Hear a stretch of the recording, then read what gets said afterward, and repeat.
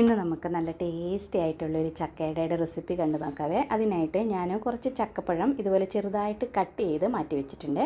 ഇനി ഒരു പാൻ നന്നായിട്ട് ചൂടായി കഴിയുമ്പോൾ അതിലേക്ക് കുറച്ച് നെയ്യ് ചേർത്ത് കൊടുക്കാം.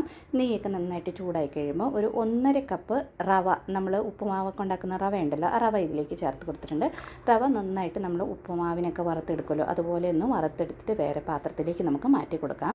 ഇനി അതേ പാനിലേക്ക് തന്നെ നമുക്ക് കുറച്ചുകൂടെ നെയ്യ് ചേർത്ത് കൊടുക്കാം. എന്നിട്ട് നമ്മൾ ചെറുതായിട്ട് കട്ട് ചെയ്ത് വെച്ചിരിക്കുന്ന ചക്കപ്പഴം ഉണ്ടല്ലോ, ചക്കപ്പഴം ഇതിലേക്ക് ചേർത്ത് കൊടുത്തിട്ട് നെയ്ക്കകത്ത് ഈ ചക്കപ്പഴം ഒന്ന് വഴറ്റിയെടുക്കാം.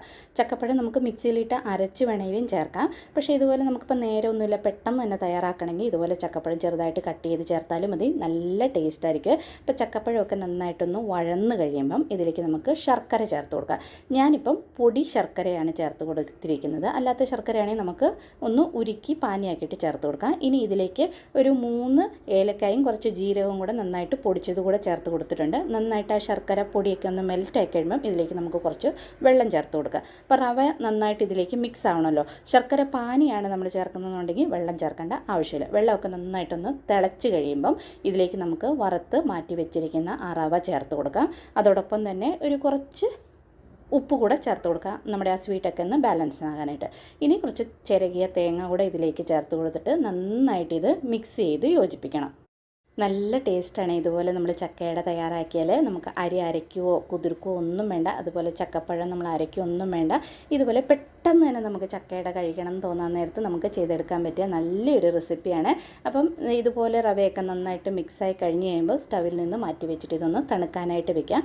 നന്നായിട്ടൊന്ന് തണുത്ത് കഴിയുമ്പോൾ നമുക്കിത് വാഴയിലേക്കകത്തും തയ്യാറാക്കാം, ഇടനയിലേക്കകത്തും തേക്കാം, അല്ലെങ്കിൽ നമ്മൾ ഈ വട്ടയിലേക്കകത്തൊക്കെ ഉണ്ടല്ലോ അതിൻ്റെ അകത്തൊക്കെ നമുക്കിത് തയ്യാറാക്കാവേ.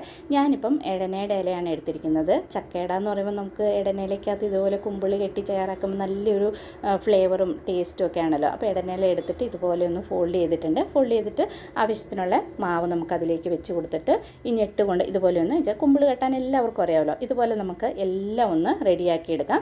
റെഡിയാക്കി എടുത്തിട്ട് സ്റ്റീമറോ അല്ലെങ്കിൽ ഇഡ്ഡലി പാത്രത്തിൽ നമ്മൾ വെള്ളം തിളയ്ക്കാനായിട്ട് വെക്കണം. വെള്ളം നന്നായിട്ട് ചൂടായി കഴിയുമ്പം നമ്മൾ തയ്യാറാക്കി വെച്ചിരിക്കുന്ന ആ ചക്കയുടെ എല്ലാം ഇഡ്ഡലി പാത്രത്തിൽ അല്ലെങ്കിൽ നമുക്ക് സ്റ്റീമറിലോ വെച്ച് കൊടുത്തിട്ട് ഒരു 20 മിനിറ്റ് നമുക്കിതൊന്ന് വേവിച്ചെടുക്കാം.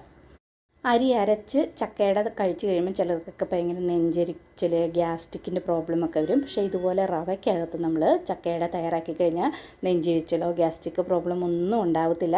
നല്ല ടേസ്റ്റുമാണ് കേട്ടോ. അപ്പോൾ ഒരു പ്രാവശ്യമെങ്കിലും ഈ ചക്കയുടെ റെസിപ്പി ഒന്ന് ട്രൈ ചെയ്ത് നോക്കണേ. ഇഷ്ടപ്പെട്ട ലൈക്ക് ചെയ്യാനും ഷെയർ ചെയ്യാനും അതുപോലെ തന്നെ എൻ്റെ ചാനലൊന്ന് സപ്പോർട്ട് ചെയ്യാനും മറക്കരുത്. അപ്പം നമ്മുടെ സൂപ്പർ ടേസ്റ്റി ആയിട്ടുള്ള ചക്കയുടെ ഇവിടെ റെഡി ആയിട്ടുണ്ട്. അപ്പോൾ ഇനിയൊരു വീഡിയോ കാണാം. Till then